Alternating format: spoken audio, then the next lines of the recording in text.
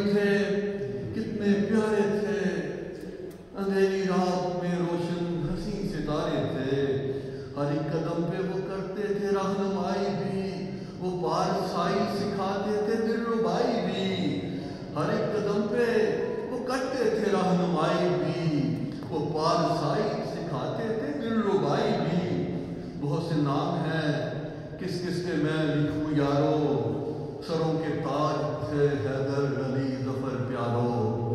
بہت سے نام ہیں کس کس کے میں لکھوں یارو، سروں کے تاج تھے حیدر علی ظفر پیارو۔ عمر نسیم منور جلال نئی و باسط تھے، ہمارے واسطے سارے ہی دل کی راحت تھے۔ مشقتوں کا عمر نسیم منور جلال نئی و باسط تھے، ہمارے واسطے سارے ہی دل کی راحت تھے۔ مشقتوں کا تو میں ذکر کرنا بھول گیا، جب ان کا سوچا تو پھانسی پہ جیسے جھول گیا۔ گئے دلوں کی کہانی بہت طویل سی ہے، عباد کہتا ہے غزلوں میں گہری جھیل سی ہے۔ بہت بہت شکریہ جی، جزاک اللہ خیر۔ آج 50 سال سے پہلے جو دوست احباب نظر آتے تھے، ان میں سے اکثر یہ چند ایک تو اللہ کو پیارے ہو گئے، لیکن ان کی یادیں میرے ساتھ وابستہ ہیں، اور باقی جو بھی موجود ہیں ان کو دیکھ کے بڑی خوشی ملتی ہے۔ تو 50 سال پہلے جب جرمنی میں آنے کے لیے لمبی کہانیاں بولوں، لیکن میرے جو مشیر اعلیٰ تھے جنہوں نے مجھے بھیجا، ان کا نام چودھری صلاح الدین تھا سر تھے، اور میری مخالفت تھی۔ میں چودھری فاؤنڈیشن میں کام کرتا تھا اکاؤنٹنگ بطور اکاؤنٹنٹ، تو میرے جو سسر تھے تو مشتاق احمد صاحب نے کہا کہ آپ کو کرسی نہیں ملے گی ادھر، کہاں آپ کو ضرورت نہیں ہے جانے کی، آپ نہیں ٹھیک ہو۔ لیکن چودھری صاحب کو جب پتہ لگا صاحب صاحب کو، انہوں نے مجھے یہ کہا کہ میں ان کو سنبھالوں گا، آپ نے باہر جانا۔ تو میرا احسان ہے میرے اوپر چودھری صلاح الدین صاحب کا، جنہوں نے مجھے اس سفر میں بھیجا، اور ساتھ انہوں نے مجھے نصیحت کی کہ ہر 10 سال کے بعد پاکستان جتنے مرضی ہم ترقی کریں، ہمارے مخالفین کاروبار کو بھی تباہ کریں گے، ہماری جانوں کو بھی تباہ کریں گے، اور آپ نے واپس اس وقت تک نہیں آنا جب تک اکثریت نہ ہو۔ تو یہ میری ان کی نصیحت تھی جو میں آج شامل سمجھتا ہوں کہ میرے وہ مشیر اعلیٰ تھے، اور ہماری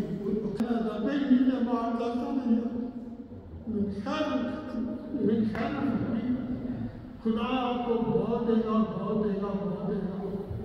تو سیمت حدیث جنت کے طور پر سالس یہ بنیاد ہمارے رکھی ہوئی ہے، اللہ تعالیٰ کہ خصوصی رابع کے رائے خامس کی سپرد میں ہم کام کریں۔ یہ دور بڑا برکت ہے، اور آنے والے نسلیں جو ہیں وہ اس سے فیض یاب اٹھائیں گے۔ تو یہ بس یہ خلافت عملی کی برکات ہے۔ صاحب صدر، میرے دوستوں اور ساتھیوں، السلام علیکم ورحمۃ اللہ وبرکاتہ۔ میں انشاءاللہ تعالیٰ جلدی گو تھرو ہو جاؤں گا، کیونکہ میں نے لکھ کے لایا ہوں، وقت کی کمی ہے۔ قبل اس کے کہ ان چشمدید واقعات کا ذکر کروں جو 50 سال پر محیط ہیں، ان مرحومین کا ذکر کرنا ضروری سمجھتا ہوں جو اس دوران ہم سے جدا ہو کر اپنے خالق کے طریقے سے جان لے۔ اپنے ہاتھوں سے انہیں راحت میں اتارا۔ کچھ ان میں سے ایسے بھی تھے جو ابھی پھول بھی نہیں بنے تھے کہ مرجھا گئے۔ اللہ تعالیٰ ان کی خدمات کو قبول فرمائے اور انہیں جنت الفردوس میں اعلیٰ مقام عطا فرمائے۔ یہ محض اللہ تعالیٰ کا فضل ہے کہ ہمیں اس نے تندرستی اور صحت عطا فرمائی، اور آج ہم اس محفل میں شریک ہیں۔ یقیناً ہم نوجوان تھے، لیکن اب گردش زمانہ نے ہمیں بوڑھا کر دیا ہے۔ الحمدللہ پھر بھی اللہ تعالیٰ نے صحت دی ہے، اور ہم ابھی ان پروگراموں میں خدا کے فضل سے حصہ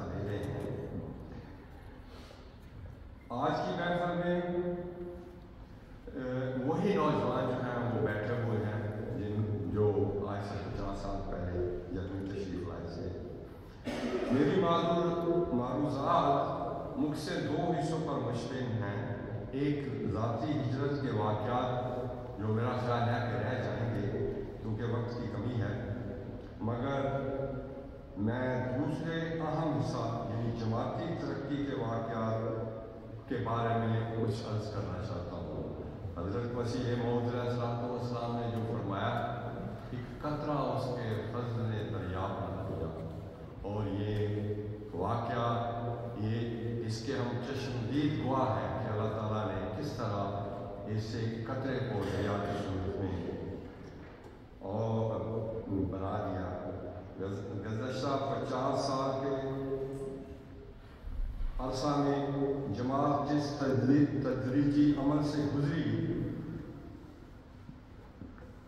اس کی معمولی سی جھلک میں اس مختصر سے وقت میں پیش کر سکتا ہوں، اگرچہ اس پر گھنٹوں بات ہو سکتی ہے. ہماری ہجرت سے قبل فرینکفرٹ کی جماعت کے احباب انگلیوں پر گنے جا سکتے تھے. جماعتی اخراجات انگلستان جماعت برداشت کرتی تھی. مولانا فضل اللہ مرحوم، اللہ تعالیٰ انہیں جنت الفردوس کے اعلیٰ مقام عطا فرمائے، آپ نے حضرت خلیفۃ المسیح ثالث اللہ کی خدمت میں مشورہ اور رہنمائی کے بعد اسائلم کا سلسلہ شروع کیا. ستمبر سن 74 کے زامانہ قانون کے بعد نوجوان نسل اپنے وطن عزیز کو خیر بات کہہ کر فرینکفرٹ کا رخ کر رہی تھی. احباب کے پاس ایک ہی ٹھکانہ تھا اور وہ تھی نور مسجد. مکرم فضل اللہ نبی صاحب بے شمار مشکلات کے باوجود حتی امکان سب کی مدد میں کوشاں تھے. اللہ تعالیٰ کے فضل و کرم سے آہستہ آہستہ آسانیاں پیدا ہوتی چلی گئیں. جماعت کے لوگوں کے لیے مختلف حلقوں میں رہائش کا کچھ نہ کچھ بندوبست ہوا اور حلقہ جات کی تقسیم ہوئی. اللہ تعالیٰ کے فضل و کرم خلفائے سلسلہ کی مشکانہ دعاؤں کے تحت اور اولین ہجرت کرنے والوں کی آمد کے بعد گلستان اہمیت میں بہار آئی، اور آج اس شجرہ طیبہ کی جڑیں زمین میں پیوست ہیں اور اس کی لہلہاتی سب شاخیں آسمان سے باتیں کر رہی ہیں. الحمدللہ علی ذالک. مربیان کی طرح